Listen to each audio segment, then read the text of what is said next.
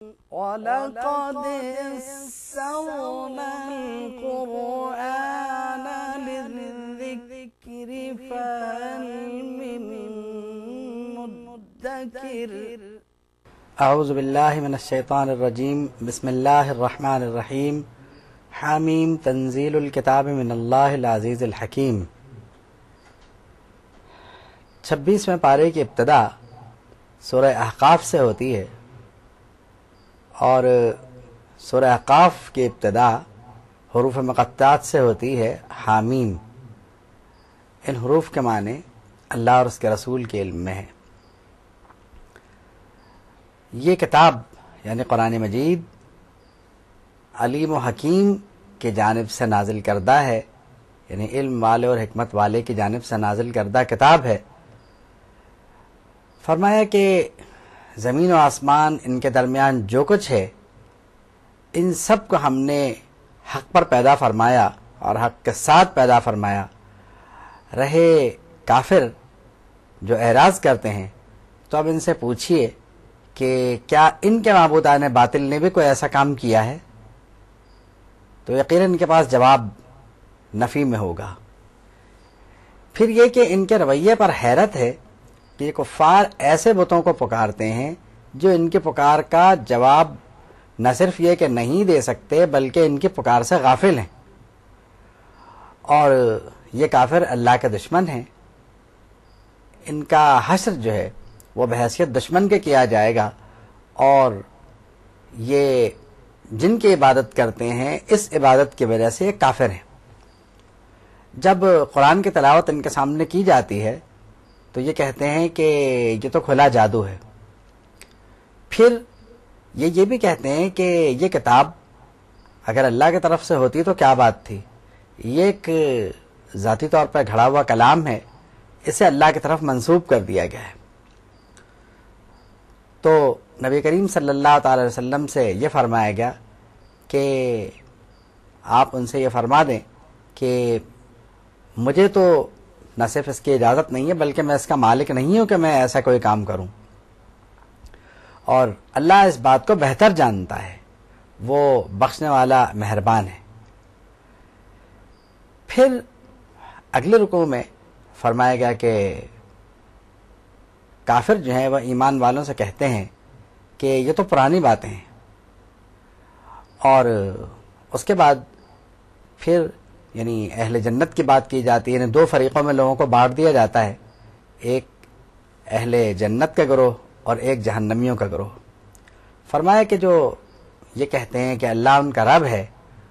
انہیں نہ کوئی خوف ہوگا نہ کوئی غم ہوگا، یہی اصحاب جنت میں سے ہیں. اس کے بعد فرمایا والدین کے سلسلے میں حسن سلوک کی تعلیم دیتے ہوئے فرمایا کہ ماں اس میں بطور خاص اس رویے کے مستحق ہے، کیونکہ اس نے اس کو بڑی تکلیف سے اٹھائے رکھا اور اس کی ولادت میں بڑی تکالیف اٹھائیں، پھر اسے دودھ پلانے میں تکالیف اٹھائیں. تو اب جب یہ تقریباً 40 کو پہنچ جائے، 40 سال کا ہو جائے، تو اسے یہ چاہیے کہ یہ عرض کرے کہ اللہ میں تجھ سے اپنے گناہوں کی توبہ کرتا ہوں، میں مسلمانوں میں سے ہوں، اور میری اولاد کی اصلاح فرما. اس کے بعد فرمایا کہ ہر عمل کرنے والے کے لیے ایک درجہ ہے تاکہ اس درجے کے مطابق اس کو اجر دیا جا سکے اور اس پر کوئی ظلم بھی نہ ہونے پائے. پھر اس کے بعد حضرت ہود علیہ السلام کی قوم عاد کی مثال دی گئی کہ یہ دنیا میں بڑی پرشکوہ قوم تھی، انہیں چاہیے کہ یہ چل پھر کے قوم عاد کے جو معاملات ہیں ان کو دیکھیں اور یہ دیکھیں کہ کیسے انہیں رسول کی نافرمانی کا صلہ ملا اور کس طرح وہ عذاب میں گرفتار ہوئے، کس طرح حضرت ہود نے انہیں پیغام دیا اور کس طریقے سے انہوں نے اس پیغام کا مسترد کیا اور پھر کس طرح وہ عذاب علیم میں گرفتار ہوئے. فرمایا کہ بادل جن کے متعلق ان کا یہ خیال تھا کہ ان سے بارش برسے گی، ہم نے انہی بادلوں کے ذریعے ان کو عذاب دیا اور تیز ہوا چلا کر کے بھی ان کو عذاب دیا، اور ہوا بھی ایسی کہ جہاں لگے اس جگہ کو راکھ کر دے. فرمایا کہ ریحٌ فیہ عذاب علیم، یعنی ہوا اس میں تکلیف دہ عذاب تھا، یعنی ہوا جہاں چھو جائے وہ اس جگہ کو راکھ کر دے۔ اس کے بعد نبی کریم صلی اللہ تعالی علیہ وسلم کا ایک معجزہ ذکر فرمایا گیا، اور یہ معجزہ یہ تھا، اور کفار مکہ کے لیے تو خاص کر یہ بڑی پریشانی کی بات تھی کہ تمہیں یہ رسول ایمان لانے کی دعوت دیتے ہیں، تم اگر ایمان نہیں لاتے تو کوئی بات نہیں، اور مخلوقات اس کام کے لیے بہت ہیں، یعنی اگر تم نہیں تو یہ ایمان لے آئیں گے۔ نبی کریم صلی اللہ تعالی وسلم نے وادی نخلا میں جب فجر کی نماز ادا کرنے کا ارادہ فرمایا تو آپ نے اس نماز میں جو تلاوت قرآن کی اسے جنوں کی ایک جماعت جس میں 7 یا 9 افراد تھے انہوں نے سنا۔ سننے کے بعد وہ اپنی قوم کے پاس گئے اور اپنی قوم کے سامنے انہوں نے اس دعوت کو پیش کیا، تو اب جنہوں نے قبول کیا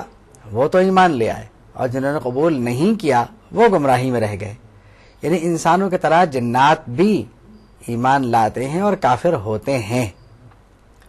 اور یعنی جنات نے اس موقع پر جو تقریر کی اس تقریر کے یقیناً کچھ حصے قرآن مجید میں نقل ہیں جو کہ یقیناً سورہ احقاف کے آخری رکوع میں پڑھے جا سکتے ہیں۔ پھر جناب رسالت آپ صلی اللہ تعالی علیہ وسلم سے فرمایا گیا کہ آپ دیگر اولو العزم انبیاء کی طرح صبر فرمائیں، اور آپ کسی چیز میں یعنی ان کے لیے عذاب کی جلدی نہ فرمائیں، اور ان کے لیے کچھ ایسے حالات پیدا ہو جائیں گے اور ایسا ان پر عذاب آئے گا کأنہم یوم یرون ما یوعدون، کہ یہ دیکھ لیں گے وہ چیز جس کا ان سے وعدہ کیا گیا۔ پھر فرمایا گیا کہ انہیں جہنم کے کنارے کھڑا کر کے یہ کہا جائے گا کہ اپنے اعمال کا مزہ چکھو۔ پھر ان سے پوچھا جائے گا کہ دنیا میں تم کتنے دن رہے، تو ان کو لم یلبسوا الا ساعۃ من نہار،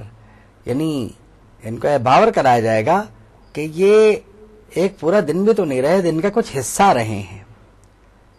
اور بلاغ یعنی پہنچا دینا جو ہے یہ حضور کی ذمہ داری ہے۔ فَهَلْ يُهْلَكُ إِلَّا الْقَوْمُ الْفَاسِقُونَ، کیا قوم فاسقین کے علاوہ بھی کوئی ہلاک ہوتا ہے؟ یعنی گناہگار ہی ہلاک ہوتے ہیں۔ یہاں پر سورہ احقاف کا اختتام ہوتا ہے